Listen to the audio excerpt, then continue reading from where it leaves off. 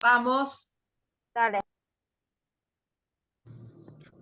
Bueno, antes que nada, agradecerles a todos y a todas, que bueno, que nos sigan acompañando, sobre todo en este año que es tan difícil que venimos viviendo en estos 4 meses nada más.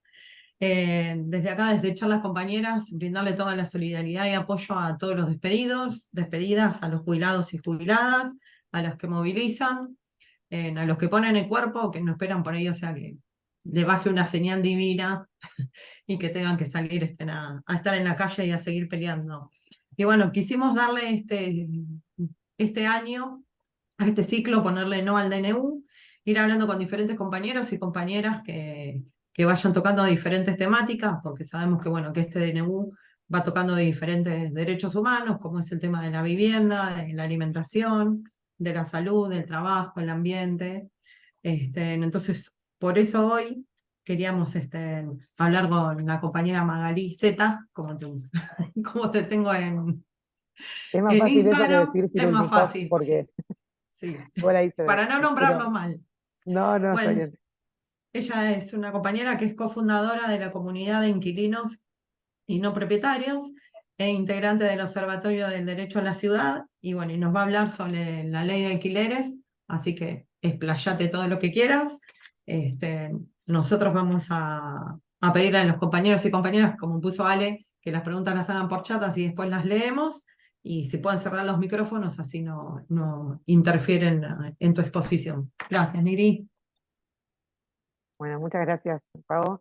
Quiero hacer un recorrido primero de cómo viene, eh, porque es una de las principales batallas con el gobierno actual, con la ley, particularmente la ley de alquileres. La ley se debatió durante 5 años en el Congreso, empezó con la modificación del Código Civil en el año 2015 y después se discutió durante 5 años dar un marco normativo porque justamente afecta a un derecho que es el derecho a la vivienda, ¿no? Y ya estaba en el mercado inmobiliario tratando de imponer condiciones que realmente se iban de las posibilidades de la gente de acceder, el tipo de aumentos que proponían, la periodicidad de los aumentos que estaban proponiendo, se hacía cada vez más difícil y de hecho el proyecto que sale eh, votado en el 2020 sale con un indicador que había sido propuesto con la ley que propuso el PRO y que de hecho lo había aprobado el PRO en la Cámara de Diputados previo a el gobierno de Alberto Fernández. Entonces después, en contexto de pandemia, se plantean una serie de medidas para proteger a las familias inquilinas, a los hogares inquilinos, que fueron el decreto 320 y las prórrogas que tuvo ese decreto, que lo que hacían era prorrogar los contratos, eh, de postergar los aumentos que estaban pactados, porque justamente mucha gente perdió la fuente de ingresos, o al menos una fuente de ingresos por familia, principalmente en el sector de turismo y en el sector de gastronomía, fueron de los más afectados. Y entonces esto, se prorrogaban los aumentos, se postergaban los aumentos, se prorrogaban los contratos y se suspendían los desalojos que fueron originados en las relaciones de alquiler. Por eso también vimos que ocurrió Guernica, porque ese era un desalojo que no estaba contemplado en este marco jurídico de la pandemia. Al darse en ese momento, en esa coyuntura, sancionarse la ley de alquileres, lo primero que hizo el mercado fue apurar la firma de contratos incluso con fecha anterior con fecha posterior a la sanción de la ley, poniéndole fecha anterior. Y vimos una situación de mayor hostigamiento, amenazas en todas las familias que venían a consultar a la comunidad federal inquilina y no propietaria, que se conformó también por este contexto particular, desde varias organizaciones en distintos territorios, que necesitábamos un espacio común de articulación. Están en la comunidad asociaciones civiles de la ciudad y de la provincia de Buenos Aires, la Fundación Amadeo Capital Humano de Chaco, la Plataforma por la Vivienda Digna del Chaltén Santa Cruz, Y bueno, y el Sindicato de Inquilinos Trabajadores de Chubut, que está en la CTA Autónoma. Estas organizaciones elegimos este espacio transversal, que es la comunidad federal, para poder atender los casos en todo el país. Y fuimos encontrando una dinámica de trabajo para poder atender situaciones que se daban en distintos lugares, y yo desde la Ciudad de Buenos Aires, y Ana Fernández Borzot desde Santa Cruz en ese momento, ella es licenciada en Derecho, y yo en Administración, fuimos atendiendo los casos que se presentaban en distintas provincias y veíamos situaciones recurrentes de hostigamiento, de amenazas, de maltrato y mucho más en los hogares monomarentales, ¿no? O sea, cuando había una mujer alquilando con menores a cargo, se dan con más frecuencia estas situaciones de violencia, eh, y eran incluso apoyadas por las fuerzas policiales locales, esos abusos que se cometían en estas relaciones de alquiler. Participamos en Secretaría de Comercio de reuniones con el secretario Confeletti en aquel momento, planteamos esta situación, también fuimos convocadas en Casa Rosada y nos reunimos en aquel momento con Victoria Tolosa Paz y con el Chino Navarro para plantearle esta situación, que la verdad que la respuesta que tuvimos no fue ni la que necesitábamos, ni la que esperábamos, ni la que pretendíamos. De hecho, Victoria Tolosa Paz comparaba, decía que los inquilinos elegían alquilar porque ella le proponía a sus hijos que comprarles una vivienda y que no querían, que preferían alquilar y no vivir en un lugar estable. Y nosotros planteábamos la situación que se daba, por ejemplo, en José C. Paz, donde las inquilinas eran amenazadas, teníamos varios casos de inquilinas amenazadas, eh, con menores a cargo, amenazadas con armas de fuego. Entonces le explicamos que la situación no era la misma de la de sus hijos que elegían, sino que era una situación donde no es que la persona elige alquilar, sino que no le queda otra porque no hay otra forma de acceso a la vivienda. Y esta situación no se da para un grupo minoritario de personas. Hoy en Argentina, según la última encuesta permanente de hogares, que es del primer semestre del año pasado, eh, el 21,8% de los hogares de Argentina son inquilinos e inquilinas. Esto sobre 45 millones da alrededor de 9 millones de personas que alquilan en Argentina, es un montón de gente, como para que se tenga en cuenta. Y eso también lo planteamos en los espacios donde pudimos dialogar, tanto con el Poder Ejecutivo como el Poder Legislativo, que fue en la Cámara de Diputados, y que entendíamos que había alguna cuestión que modificar. De hecho, el índice, el ICL, el índice de contratos de locación, hacía que se haga impagable en un contexto de mucha inflación el aumento del alquiler, contratos que pasaban de 200.000 pesos a 500.000. Claramente no es un gasto que la familia pueda afrontar, y te dicen, bueno, pero por un año sostenés el mismo precio. Sí, pero los primeros 4 meses se te hacen, o 5 o 6, se te hacen imposibles realmente de sostener, y lo que se veían eran rescisiones anticipadas de contrato. Entonces nosotros planteamos que podíamos aceptar, de hecho estamos llegando a un buen diálogo con el sector inmobiliario, de aumentar la frecuencia, que sea semestral, para que el impacto no sea tan grande en la familia, porque también tenemos en cuenta eso, pero no íbamos a de ninguna manera reducir el plazo, porque entendemos que el plazo mínimo de 3 años, que es un derecho que se amplió con la ley, es un derecho humano y está a nivel internacional por la Organización de Naciones Unidas. eh, Ese derecho está contemplado, que es la seguridad en la tenencia de la vivienda. O sea, por cuánto tiempo vos podés tener seguridad en la tenencia. Y si se amplió en 3 años, lo que dice nuestro sistema jurídico es que no se puede retroceder a un plazo menor, porque eso es ir en contra de ese derecho de la seguridad en la tenencia de la vivienda. Y eso en nuestra Constitución tiene jerarquía constitucional el artículo 75, inciso 22, donde los tratados internacionales tienen carácter de supremacía constitucional. Entonces el plazo no se podía ir para atrás. avanzamos en esta cuestión y trabajamos sobre indicadores, cuál indicador podía ser mejor. Siempre sostuvimos que tenía que estar más relacionado, más que a un indicador, al salario mínimo, que debería regularse por algo de que el alquiler no debería costar más de un salario mínimo. Si el salario mínimo hoy es 180.000 pesos, ningún alquiler debería superar ese monto, porque con 2 ingresos vos deberías poder acceder a un alquiler.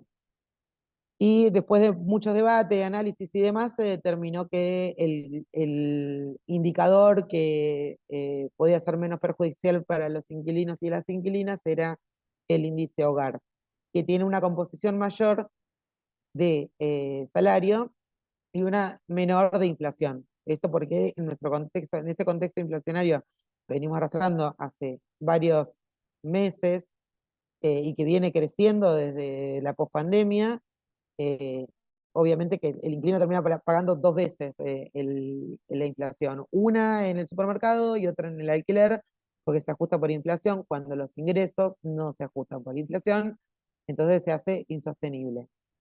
Eh, Ahí veo que nos quedan 10 minutos, así que voy a tratar de redondear esta situación.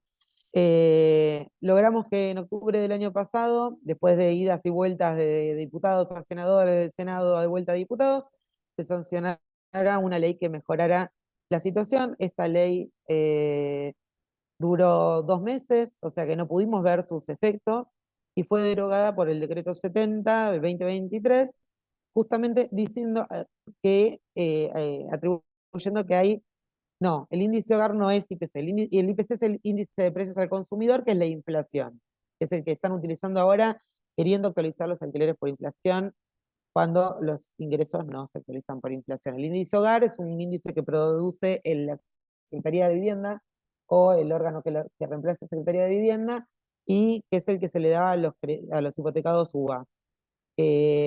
Por eso decía, ese indicador tiene mayor porcentaje de salario y se actualiza según más en cuanto se actualizan los salarios y menos por inflación. El decreto 70 derogó esa ley diciendo que había necesidad de urgencia. Bueno, la necesidad de urgencia para legislar, para que el Poder Ejecutivo legisle en lo no legislado, existe justamente si el Poder Legislativo no puede legislar. Cosa que en esta ley es muy claro que no pasó eso, porque la ley se acababa de sancionar hace 2 meses en la Cámara de Diputados, habiendo estado tratada en diputados en agosto, en septiembre en el Senado y en octubre nuevamente en diputados, y se votó con modificaciones. Entonces no había ninguna necesidad y urgencia para que el Poder Ejecutivo legisle en materia de alquileres, algo que se acababa de resolver en el Poder Legislativo, que es el que tiene competencia para legislar en cuanto a un derecho humano y un derecho constitucional, como lo es el derecho a la vivienda, ¿no? Y acá es donde está la mayor batalla también que nosotros y nosotras tenemos que poder dar, que es por lo que vienen a querer destruir, que es el 14 bis, que es donde está la estabilidad. El otro día Caputo decía, bueno, no entiendo dónde surge la estabilidad del empleado público. Bueno, ¿dónde surge la Constitución? Surge el 14 bis. Y también me pasó en un programa de televisión con Bogiano, que fue el hijo de uno de los jueces de la Corte Suprema Automática de Menem, y que su hijo, que creció obviamente con privilegios, me dijo en un programa de televisión que yo tenía una visión estatista y así en forma peyorativa justamente. Dijo, ¿y de dónde surge? ¿De dónde está nuestra? Le digo, yo no es un pensamiento estatista, es constitucionalista. Y me dijo, ¿dónde surge eso en la Constitución Nacional? El 14 bis. El 14 bis dice que tenemos derecho a la vivienda, porque justamente es uno de los tantos derechos que la población adquirió con la Constitución del 49 y que fueron agregados a la Constitución Nacional y forman parte de la parte pétrea de la Constitución, la parte que no se puede modificar de ninguna manera porque es lo que nos constituye como Estado. Entonces, ellos, el actual gobierno, con el decreto 70, lo que trató de anular son todos los derechos que tenemos en ese 14 bis, incluyendo ese derecho a la vivienda, porque no te da ninguna forma de compensación. De decir, bueno, reduzco el plazo, pero le mejoro tal condición a los inquilinos. No, directamente reduzco el plazo, pongo que se pueda pagar en cualquier moneda. Hay contratos que se están celebrando en criptomonedas. Se empezó a ver en aumento la cantidad de contratos en moneda extranjera, que no es una moneda en la cual cobremos la población trabajadora que alquila, que los que alquilamos, no, eh, no, si no veo qué dicen, si podemos entrar otra vez, yo no tengo problema. Este, me perdí. Decía esto que vienen por esta cuestión de avanzar en contra de los derechos sociales que están en nuestra Constitución en el 14 bis, y que claramente eso tiene que ver también con el abandono de políticas públicas anterior, porque durante los 40 años de democracia no logramos, por ejemplo, volver atrás en que poder adquirir el suelo en nuestra moneda, poder comprar en moneda propia. En la dictadura, en el año 76, cuando se liberan los precios de los alquileres, que antes se regulaban y se aumentaban como las obras, como las prepagas, o sea, el Estado decidía cuándo se podía aumentar. Así como anuncia la libertad de mercado Martínez de Oz y la desregulación del mercado de alquileres, también desregula en qué moneda se compra territorio argentino. Entonces, pone que el territorio se puede comprar en moneda extranjera. Y a partir de ahí, ningún gobierno democrático en 40 años volvió para atrás esa cuestión, porque en realidad prácticamente todos nuestros dirigentes sí tienen propiedades y quieren poder venderlas en algún momento en moneda extranjera.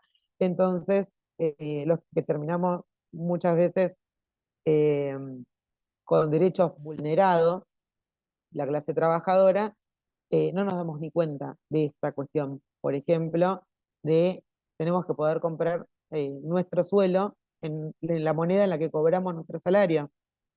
Y eso es una pelea que había que darla y que hubo que darla antes. Y no dieron los tiempos, no dieron los escenarios, por eso digo, no hay ningún gobierno en toda la democracia dijo, bueno, vamos a retrotraer a este punto anterior a Martínez de Oz, a la desregulación de los alquileres, y vamos a volver atrás en esto de que el suelo argentino se tiene que poder comprar en moneda argentina. Y eso nos hizo perder soberanía y nos hizo que la clase trabajadora cada vez tengan menos posibilidades de acceder a la casa propia, a la vivienda propia, y llevó a que hoy el 20% de la población, más del 20% de la población argentina, alquile. ¿Por qué? Porque no puede comprar. Porque trabaja, pero jamás vos tendrías que trabajar 200 años de vida para poder adquirir una vivienda en una moneda que no producimos en Argentina.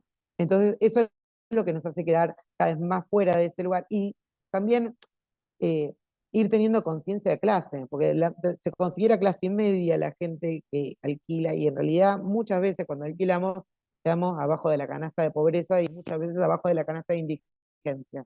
Y sacrificamos otras necesidades de salud, de comprar medicamentos, por ejemplo, decir, bueno, no lo compro porque está demasiado caro porque tengo que pagar el alquiler, o no le compro tal cosa a mi hijo porque tengo que pagar el alquiler. Entonces empezamos a sacrificar alimentación, medicación, un montón de cosas que vamos dejando de lado en nuestra vida, que vamos haciendo esos sacrificios para poder pagar el alquiler, porque esa es la prioridad, porque tener un techo sobre el cual poder educarnos o tener un tratamiento, o demás, es prioritario. Entonces ahí es donde nosotras trabajamos fuertemente en ir visibilizando que la vivienda es un derecho y que como tal el Estado tiene la responsabilidad de proponer políticas públicas que nos permitan acceder.